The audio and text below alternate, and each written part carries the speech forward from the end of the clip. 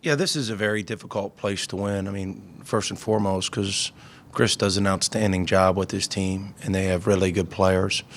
I thought our guys really tried to execute the game plan throughout.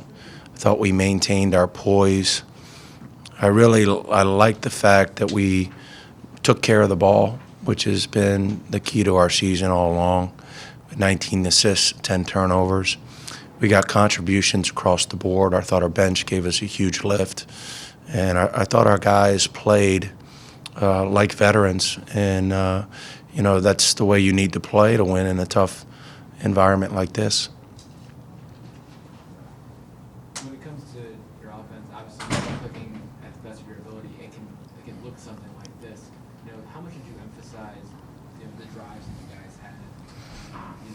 Not because they were closing out hard on the three-point line. Was that a big part of the game plan? Yeah, I mean, obviously we're a really good three-point shooting team, but the three-point shot can't be the end-all, be-all to our offense. I mean, you can use your perimeter shooting to open up driving lanes.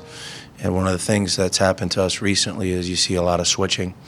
I thought Xavier did that more in the second half where, you have unusual lineups like a kid like Gaston, maybe guarding our point guard. At those times, you got to really use good discretion and try to drive the basketball and make plays in the paint, whether that's for yourself or whether it's for your relocation kicks. I thought our guys made good decision-making.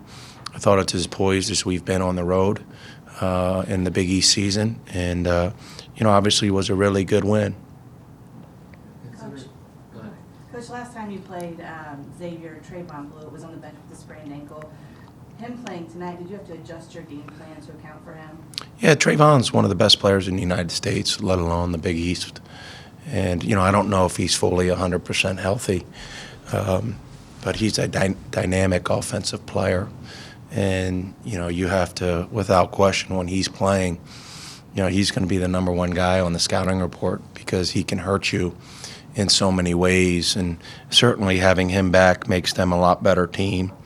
And he's a load to deal with. I have to give Chris a lot of credit. His program and his team has gone through so much adversity this season. Obviously losing Edmund Sumner, who is as good a point guard as there is in the country, and then having Blewett miss a few games. Those are very difficult losses to absorb. But his kids battle like crazy, and they're a whale to play against every time you play them. Speaking of guys who didn't play last game, Jawan Johnson really kind of turned things up today at both ends of the court. What did you see from him, and how impressed were you by his play tonight? I was very impressed. I thought he played like a veteran. And coming into this game, we've been able to string a few really good games together in a row. Even the games we haven't won, we've put ourselves in a position to win. I feel like our team is getting better.